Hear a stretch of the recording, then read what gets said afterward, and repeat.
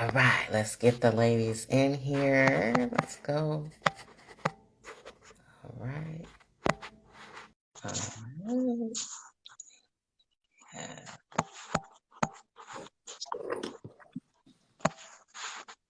All right.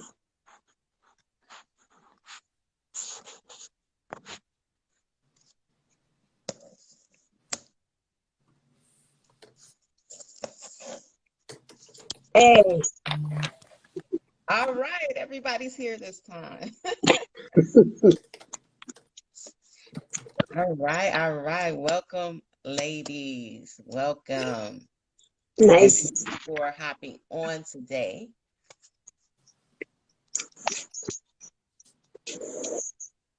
Oh, we have two ladies. Uh, I'm going to check, see if I can make it a little brighter. Yes, There that's we me. go. okay, there we go.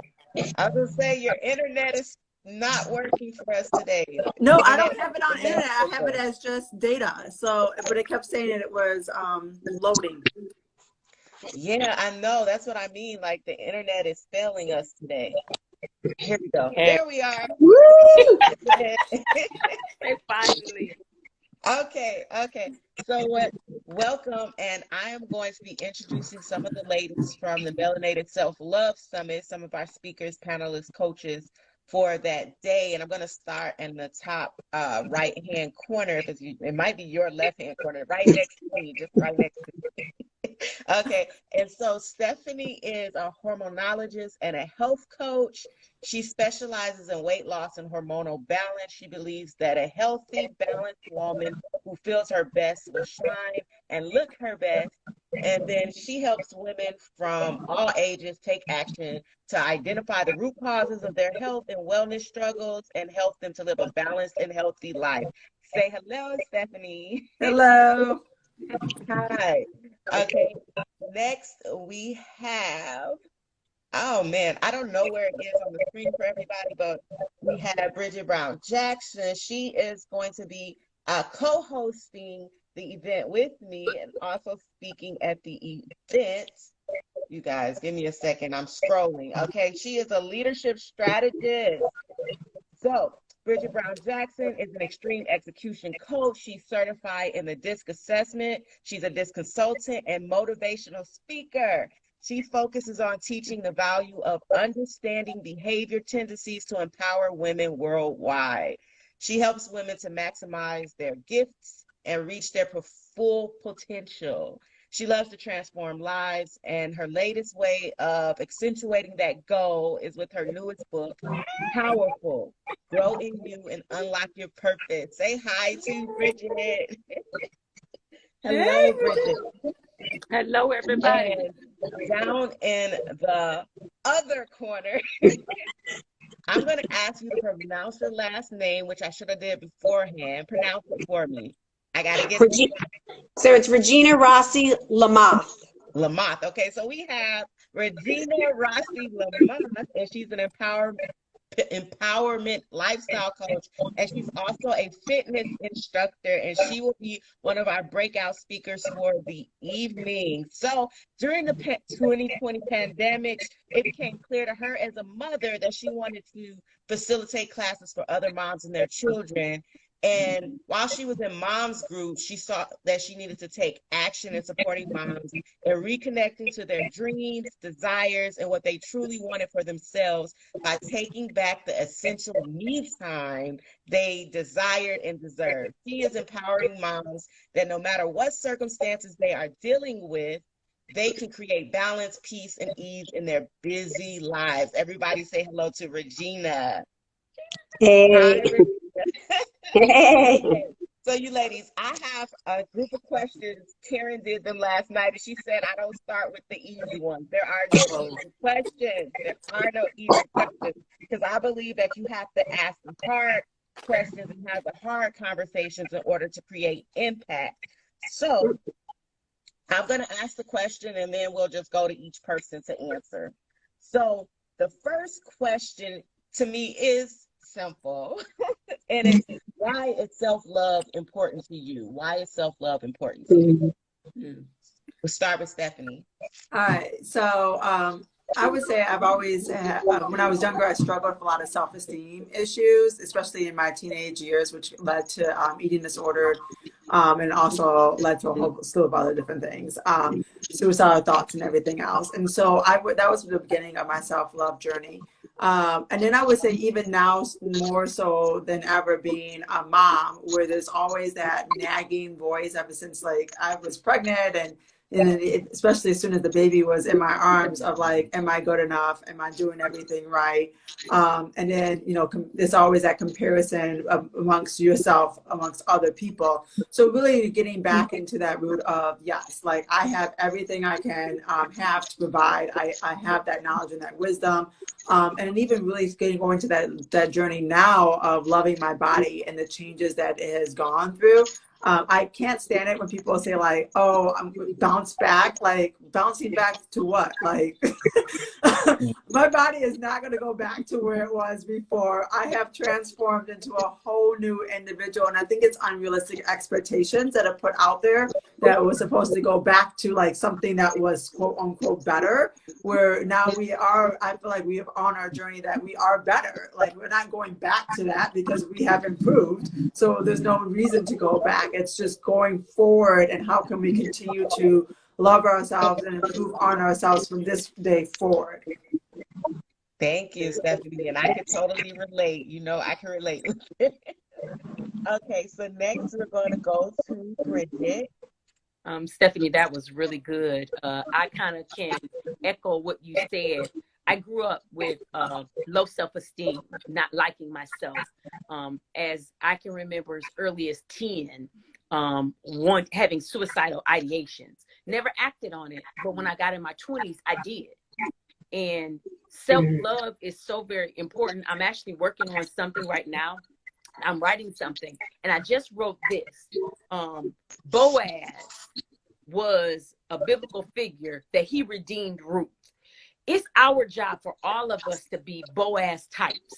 So it's imperative that we understand how to love ourselves, because we got somebody, no matter what your platform is, if it's ones, if it's tens, if it's thousands, if it's 10,000s, 100,000s, millions, we all have a platform and we all have somebody that's coming behind us that need our lesson.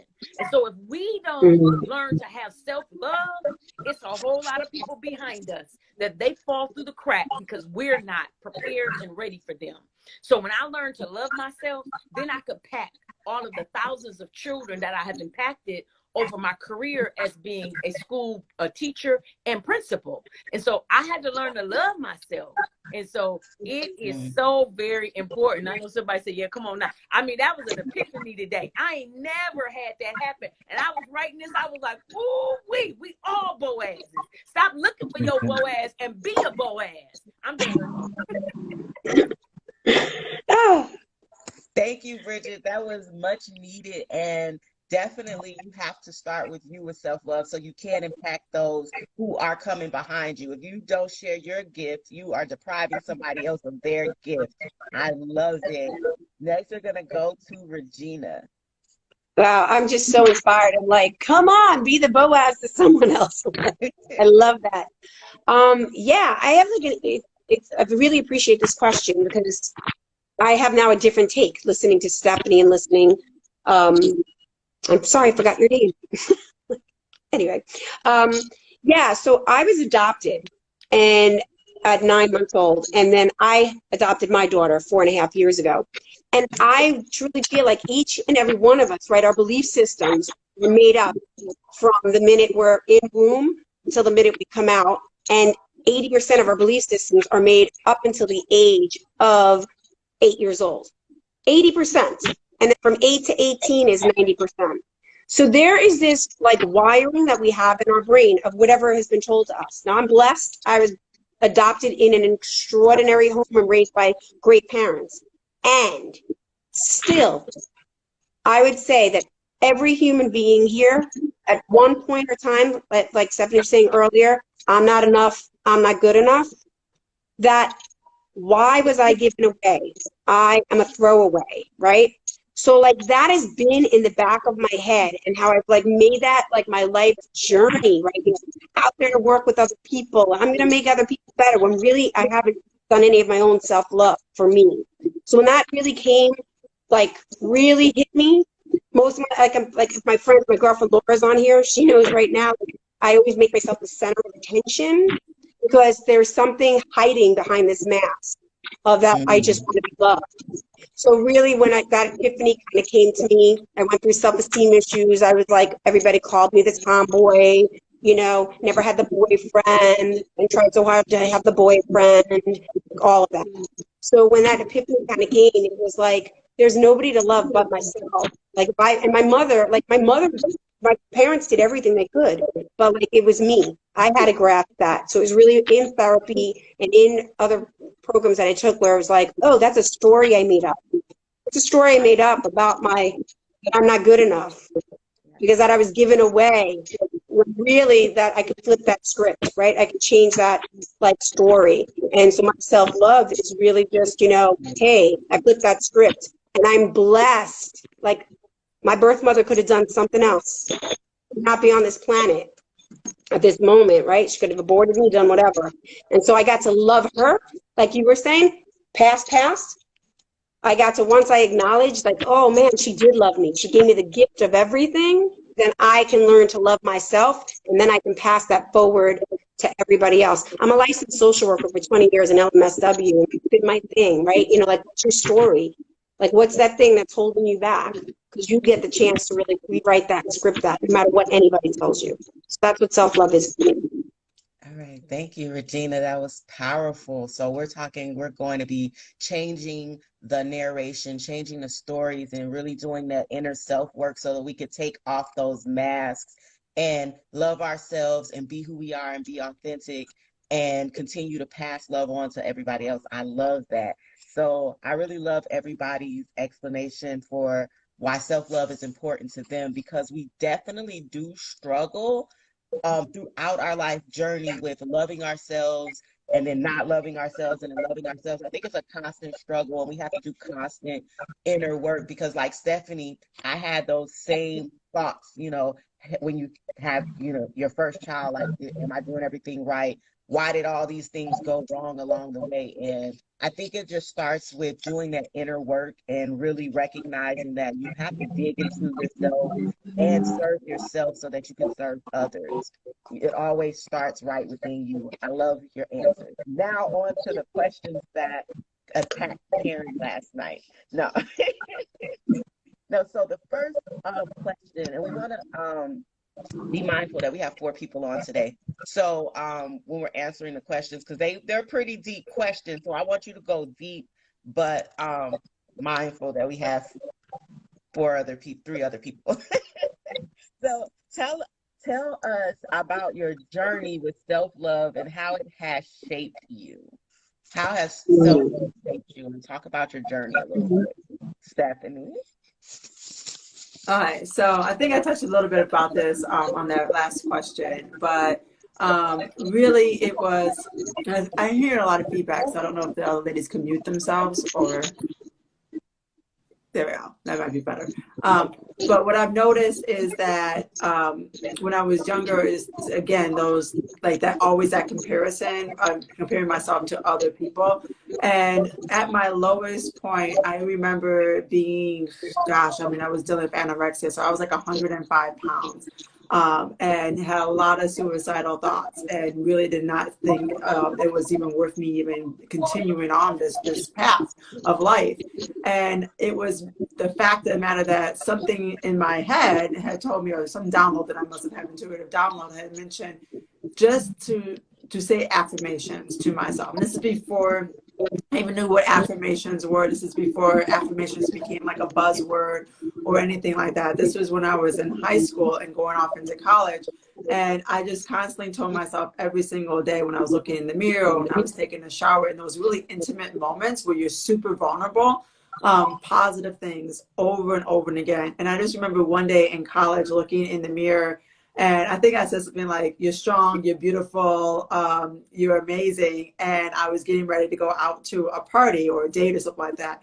And then all of a sudden, as soon as I said that, I also heard myself saying, "Damn right you are." And that was like the first time I heard that response. And I was like, oh wow, what was that? So I was like, okay, something had finally clicked in my subconscious that all of this work that I was doing. And again, this is before I even knew what affirmations were. And now full circle, I have friends that tell me like, man, you're so confident. Like, how are you so confident? Women that are struggling with self-esteem and self-confidence and self-love. And I said, it was never always this way. And trust and believe, those thoughts still pop up on a day-to-day basis. When I put on some clothes and I'm like, man, I can't get it past my thighs, right? Or when I look in the mirror and I see that gray hair that's peeping out because I haven't had my hair done in a while due to COVID. Or if I'm doing something that used to be easy and now is finding difficult, or losing a train of thought because my mind is going all over the place. Those thoughts still pop up in my head. I have not come to this like realization where it's like, oh, I never have these issues any longer. They are a daily thing. But it's that daily struggle and that daily reminder that I'm getting through this, and that I'm not going to allow those negative thoughts to stay in my head for a long period of time, to replace them with something positive. That is what gets me to where I am now versus where I was then. I hope that answered that question. All right. Thank you, Stephanie. And affirmations are powerful. Affirmations are very powerful. Your words speak life into yourself and others, your words and your thoughts, not just the words that are coming out of your mouth, but also the words that run through your mind. Okay, so before we go to the next person, if you're just joining us, I wanted to let you know that we are introducing some of the speakers and panelists and coaches from the Melanated Self-Love Summit that is coming up.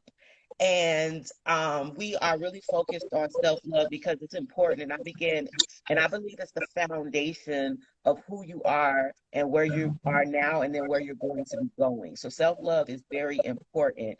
And we are talking with Stephanie Lopez Gilmore. She is a hormonologist, and Bridget Brown Jackson, who is a leadership strategist, and Regina Rossi Lamar, who is a empowerment lifestyle coach and also a fitness instructor.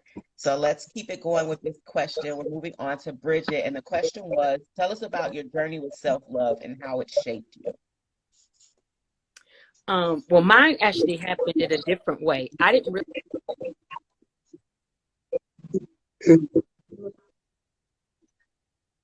ask.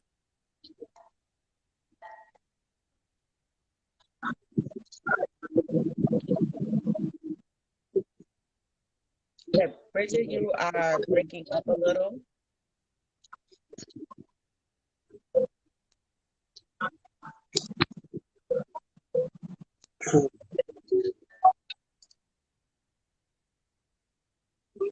Yes. Yes.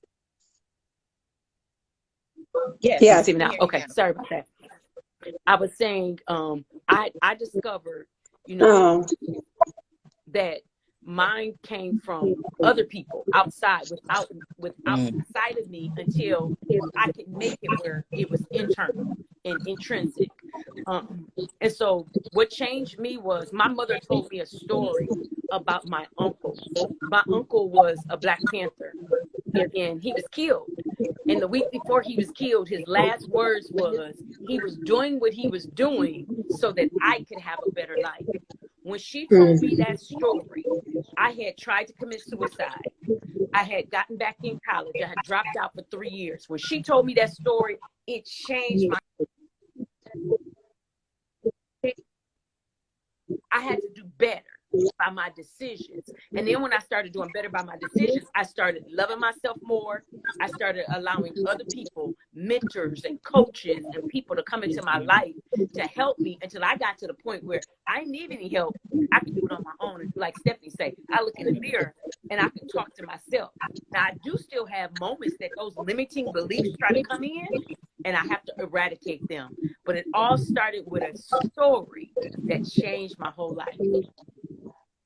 Oh, thank you, Bridget. That's also powerful because outside influences are also very important. You can have the positive outside influences and negative outside influences, and definitely having those positive people and being open to that reception after you had that story. Because before you were like, you weren't really open to it, but after the story, that's when you were able to receive. And a lot of times we have to meet people where they are so that they can receive what we're trying to give. And that's very, very important that we don't force things onto people and we meet them where they're ready to receive it. Because you can talk, talk, talk, but if they're not ready to receive it, nothing's going to penetrate. So that is very important. Okay, Regina.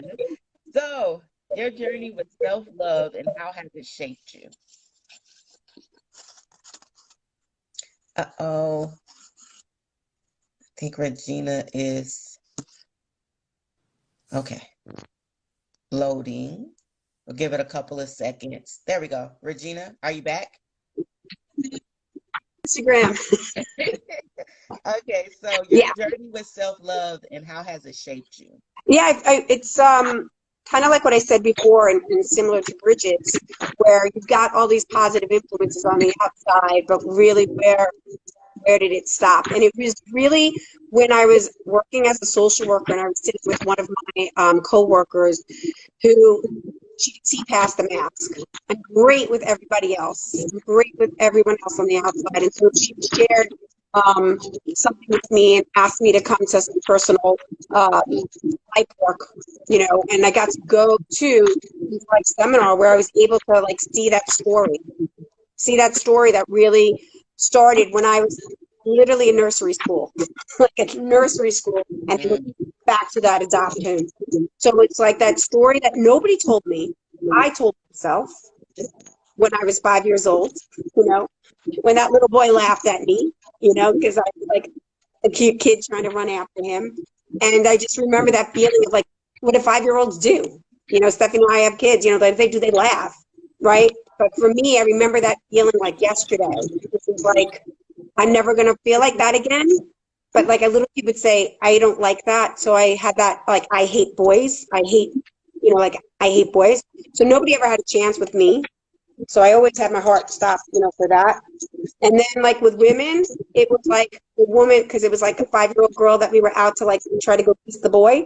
And then so I would trust women. So there were my two like people. And it was until I got to that story, that's a story that I was made up. But I was a 5-year-old kid, that how it shaped my whole entire life. I was able to release that, the constraints of that story, because I'm a woman. And I was like, wow. And I got to really kind of like grieve about that, grieve how it impacted my life and the relationships I had making with all of those people. And then that moment forward was like, I got to create who I am. And that, and I just kept on loving myself that way. So I do a lot of personal growth and development work. I've been participating for years and assisting in. And I just paid that forward with everybody who I meet in my life. So that's kind of where my life is. And I do a lot of journaling about getting what's out in here on paper. And every day I write at least a minimum of 5 things I'm grateful for about myself and 5 celebrations about myself. So that's mine. thank you, Regina. I love like the positive journaling and the positive self-work. It always gives you a chance of that outlet. And I think that when you focus on the positive and not the negative, you're feeding yourself even more. Like how you said, write 5 celebrations and 5 things you're grateful for. I think that is so important because I find like we a lot of times will beat ourselves up and start focusing on all of the negative things that happened in the day instead of focusing on the things that went right and the positive things that happened in the day. And so I, a while ago, learned to focus on what did I do great today? What happened today that was good instead of feeding the negative side and say, oh man, this, and this happened. I'm not good at this. What's going on? I just started focusing on what happened, what went right. And one of the things yesterday that Karen said that's great for today and applies to focusing on the positive is give yourself grace. Like, I love it. I had to really focus on giving myself grace. And I think that everybody should focus on giving themselves grace, because then you can say, okay, these are the things that went right. These are the things I'm grateful for. These are the things I'm great at, instead of focusing on the things that you are not great at in the moment, because it's only for that moment. It always gets better. So don't focus on those things. Focus on the positive things. Okay. So next, every time it switches, like my head gets cut off. So here we go. So the next question that we have, let me get her back in. The next question that we have is the one where Karen was like, whoa. So it is, do you have any struggle to triumph story that you want to share about self-love? So going from that struggle to that triumph, getting from the part where you were like, I can't do this, to the part where it was just flourishing for you. So your struggle to triumph story about self-love. I'm gonna pass it to Bridget while I think. Yes, so you see my eyes lit up. I'm like, yes. It's something that I described in my book. I went from being a college dropout. Then I had 2 children. I had one while I was in college, and then I had the second one right before I dropped out, or after I dropped out. And so I was out of school for like 3 years and struggling. And I was struggling a lot with, again, limiting beliefs. I almost had started believing that poverty and welfare was kind of my future, my destiny. And again, it was that story that my mom told me. I had gotten back in college. And when she told me that story, my uncle was only 22 years old when he sacrificed his life. And I'm like, here I am. I'm 23 now at the time. I'm like, get it together. Get it together. And I did. I got myself together. I went on and got my bachelor's degree. But even more than that, I went on and continued with postgraduate. And I went from being that welfare mom that had a limiting belief thinking that this was my destiny and this was my future, to then becoming a teacher, then becoming a principal, and running schools with $1 million budgets. And I was just like, I was the same person both times.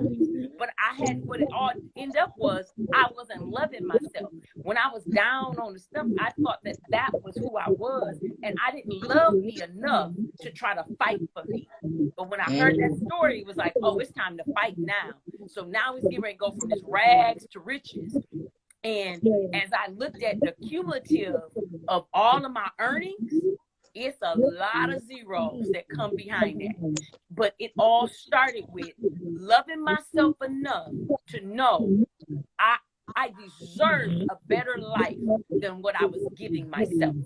And until I started talking positively to me, I couldn't do anything else. And then it changed my children's lives. And now I'm a grandmother. It changes my children's lives. You know, it's just amazing. If you don't love yourself, and then we talking to moms, melanated moms, we have to, because there is a ripple effect that's going to happen if we don't love ourselves.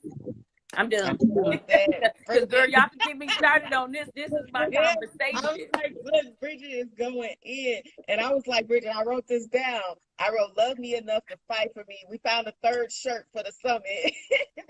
That's our 3rd shirt. Bridget is all right. That's too powerful not to put on some swag.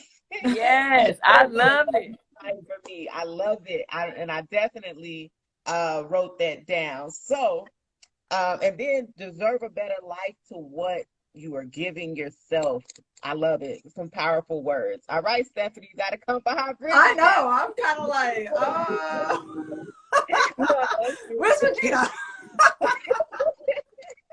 Yeah, so your struggle to triumph. Well, let me first say that we're talking to some of the ladies from the Melanated Self-Love Summit that is coming up, and introducing our speakers, our panelists. And Stephanie is a hormonologist, and she's one of the panelists, and also one of the panelists and speakers for the event. And then Miss Bridget is co-hosting with me, and she's also one of the speakers for the event. So let me let Gina back in. Gina back in. Okay. While you do that, And okay. So here's what my you did yesterday. here's my story. Behind Bridget. No. Uh, So my your struggle to triumph story and what you want to share about self-love. okay. Do you want me to go or do you want Bridget to go? No, it's your turn, Stephanie. It's the same Okay. question. Your struggle to triumph, your share about self-love. Okay, so as I've shared before, I dealt with an eating disorder when I was in my teenage years. And so from going to that point to allowing myself to go from my lowest, which was like around 105 pounds and almost being admitted into the hospital, to allowing myself to gain weight all the way up to like 130, which was my college years, to even going back into this whole world of fitness competitions, which if you have ever seen someone doing a fitness competition in minus bikini, which is like the smallest girls that are up there, it's a lot of putting yourself, number one, out there, being very vulnerable because you're in a teeny tiny little bikini, strutting yourself up on stage and being judged by a whole slew of people, and having your body compared to other people's bodies. And I thought that I thought at that point during my whole training process, and I did 3 of them, that it would trigger some of those disordered eating habits.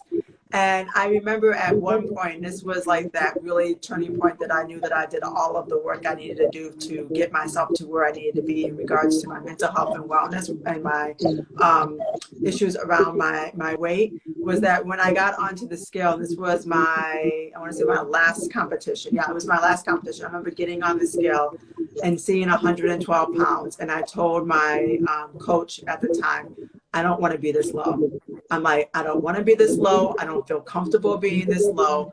I feel better if I'm gaining a couple more weight. And for me to go from being 105 pounds, thinking I was the fattest person in the world, to being 112 pounds and feeling that it was too low, too skinny, that was a big epiphany for me, that I really came around full circle. Because I realized that I felt healthier and felt better at a better weight, at being a couple pounds more.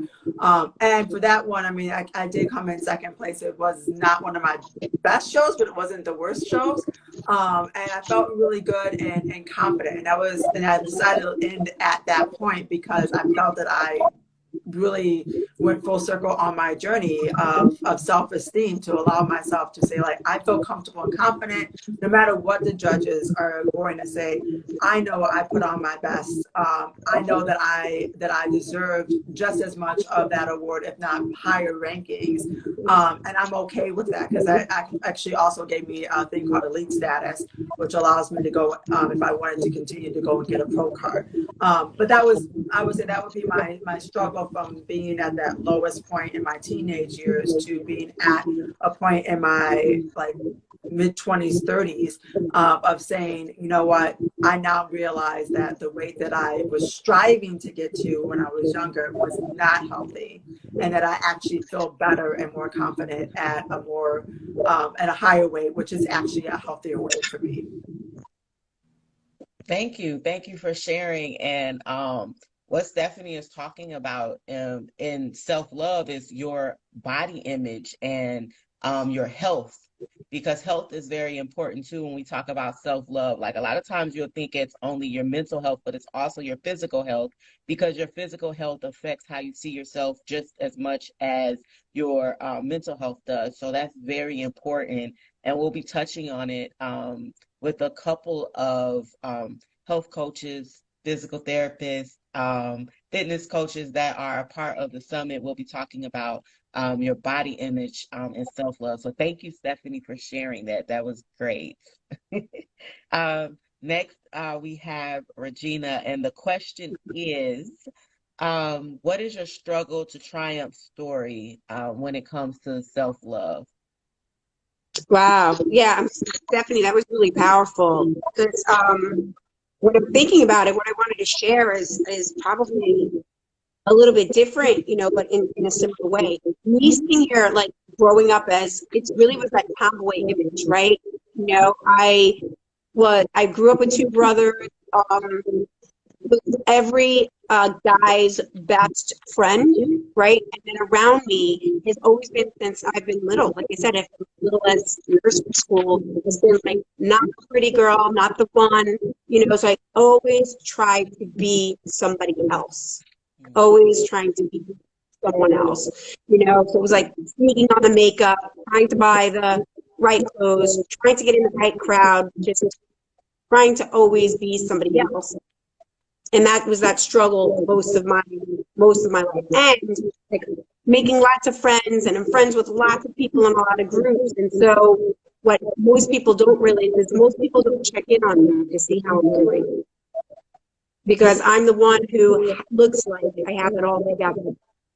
And so all of that was like the internal struggle. It really was having a boyfriend my whole entire life, being married, getting divorced, and then like meeting, like I said, this woman who really, like, you know, in the scheme of outside, I was a social worker, I'm successful, and I have friends and all these things, but I'm never happy.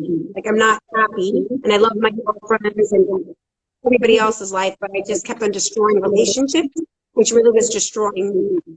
And I'd make excuse about them and not about me. It was really not until I really got into deep therapy work and then really took a deep transformational course where when in that moment in those stories started to have me start peeling like an onion, layer by layer, of all these different things that I've noticed throughout my whole entire life. And like you said, I think Bridget said, you know, it's there. It can come back like in a heartbeat, and especially raising, you know, my daughter and being adopted, and also we're a multicultural family. So, you know, it comes like that, but thank goodness for groups like this and people like you, and staying in those groups and doing the work and using the tools. It's that I made a commitment, a lifestyle, why I say a lifestyle coach, because I don't just coach people and say, here you go. It's a committed lifestyle and it's a consistent lifestyle. So I'm going to say that I'm constantly in that journey of trying to self-love. It will never go away. It is my commitment for myself and for others. Yes, I love that because it is a constant journey, and you have those small triumphs that lead to those larger triumphs. And sometimes it is a constant struggle, especially depending on where you've been, where you are, and then where you want to go. So I love that. And I want to introduce these ladies again before we get into our final, our final question. So, right next to me, we have Stephanie Lopez Gilmore. She is a hormonologist and health coach, and she will be a panelist and also a speaker at the event. We we have, they've switched places, but then we have Bridget Brown Jackson, who's also a leadership strategist and disc consultant, and she will be co-hosting with me and also on the panel and speaking at the event. And then we have Miss Regina Rossi Lamont, who is a empowerment lifestyle coach as well as a fitness instructor, and she will be speaking at the event as well. And we are talking all self-love, a whole person approach to self-love, not a whole body approach, a whole person approach. So we're going to be touching on all aspects of life at the summit, and it's not just going to be deep crying. It's okay to cry, but it's not going to just be deep crying. We're going to have some fun as well. We want to serve the whole body. We want you to come feel great, feel good when you leave, and also be able to reach inside and really think about and dig into your self-love. So we're gonna have some fun, but we're also gonna have some of that deep work. So we would love to see you there. Now we're moving into our final question. And the final question is, Stephanie, I did the same thing to Karen, you guys. I want you to look into the camera and I want you to tell one woman, like you're talking to one woman out there who's struggling with self-love. What is one thing you would tell her? Mm. I think I like what Karen had said yesterday, which is the give yourself grace. That was the biggest thing that I took home from the hospital, from the midwife who told me right before I was getting ready to put my son inside of the carrier to take her home. She said, "You are entering into motherhood. Remind yourself every single day to give yourself some grace." And that's needed because there's so many things that happen on a day-to-day basis where I'm so hard on myself, that I have to remind myself it's okay, you're all right. Like it's doesn't have to be perfect. And I think even more so, like as women of color and even as moms of color, right? There's not just there's all this pressure, the social pressure that we have on our backs of being better because, you know, we don't want to have those stereotypes. And then of course, then you have all of these things where you have to think about, like, am I doing enough for this? Am I providing enough for this? You know, should I start looking? I mean, I'm over there talking to my husband about looking for kindergarten and preschool schools, and he's 8 months old. But I'm like, I gotta compete with all these other people who knows, like they might have had their kid on the wait list before they were even born. And so like, just give yourself grace. You're not gonna screw up your kid's life at 8 months old if you have not already like locked down a preschool. Like I have not. So I have to remind myself to give myself grace. All right. I love that. So again, to give yourself grace, and something else that stuck out that you said is it doesn't have to be perfect. Nothing's ever going to be perfect in your eyes because you always are harder on yourself than you are on somebody else. And guess what? It doesn't have to be perfect because no one else knows it's not perfect but you. No one else knows. Okay, so now we're going to Miss Bridget. I want you to look into the camera and tell that woman that's struggling with self-love, to give her one word of advice. Sorry, I have my retainer in. My tongue is gonna start. That's okay. One thing you would tell that woman struggling with self-love. I would tell you. So you that's listening, that's struggling with self-love, be you. Be truly you, authentically you, the best you that you can be, and love yourself. Every flaw, every great thing about you, everything. You're you. There's no other you in the entire world like you. So just be you. Love on you for the unique things that you are. And like I say, imperfect. We're all imperfect, and it's okay. But I love my imperfections. And until you love you again, it's hard to do other things. So look in that mirror every day and tell yourself, I love you. When my children were younger, all of my children are adults. So my husband and I, we have 8 children, and I had 4 biological. And so I have 2 biological daughters. And when they were younger, I did this with my sons too, but especially my girls. Look in that mirror. Actually, my daughter's on here. Look in that mirror and love yourself. I used to put sticky notes all around the mirrors when they would get up and get dressed, especially when they were in high school, to let them know you're perfectly made, designed. I love you, you love you. And so having that talk to love yourself, but also making sure that you're just truly being you. Don't try to be anybody else. Be the best version of you that you can be, because you're worthy of being you and you're worthy of being loved. Amen. Love it, love it. So Bridget's word is be you, authentically you, and love yourself. Just, I love it. I love it. Next, Regina, we have you. So look into the camera, and I want you to tell that woman struggling with self-love one thing. What is one thing you would tell that woman struggling with self-love? So I'm looking at you and I'm telling you that you are seen, you are known, you are acknowledged, you are worthy, you are deserving. That is what I want you to know. That there is, and exactly taken on Bridget, you are perfectly imperfect, and that is extraordinary. You are the most extraordinary, unique human being on this planet, and you were made here for a purpose, and it is yours. It is all yours to explore and play and be. And we've got you. We've got you. I love it. You are seen, you are known, you are deserving. See how I be picking up that stuff? You're seen, you are known, you are deserving. Then we have give yourself grace. It doesn't have to be perfect at all. Does not have to be perfect. Look, ladies, I love having you guys on here. This was amazing. This was great.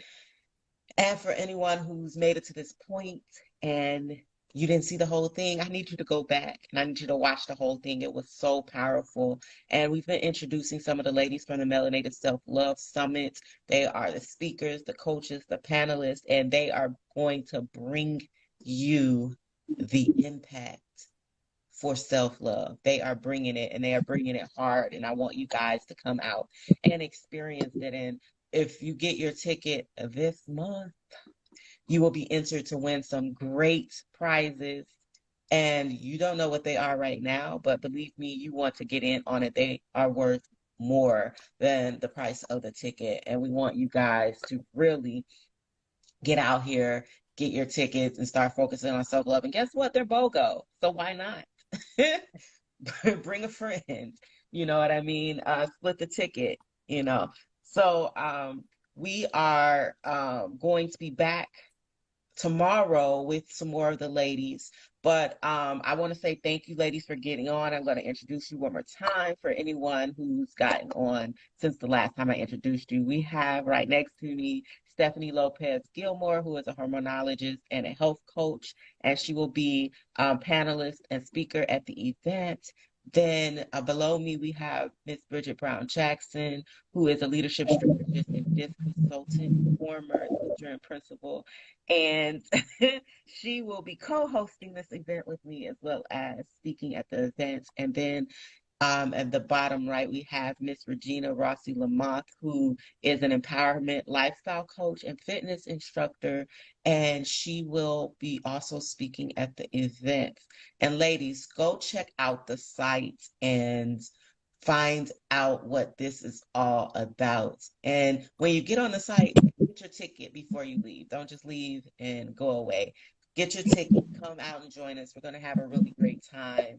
We're going to have some laughing, some crying, some jumping up and down, some falling on the floor, some screaming. No, but it's going to be all of that, all of those things. And we want you to come out and join us. Thank you again, ladies, for joining. Say your final goodbye for today. Bye.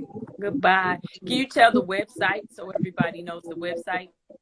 Yes, it's www.melanatedlovesummit.com, and you can also click the link in the bio. It's also going to be Yes. as part of the video so that you can click it and go to the site. Thank you, ladies. All righty. Take care. Bye-bye, everybody. Excited. Can't wait.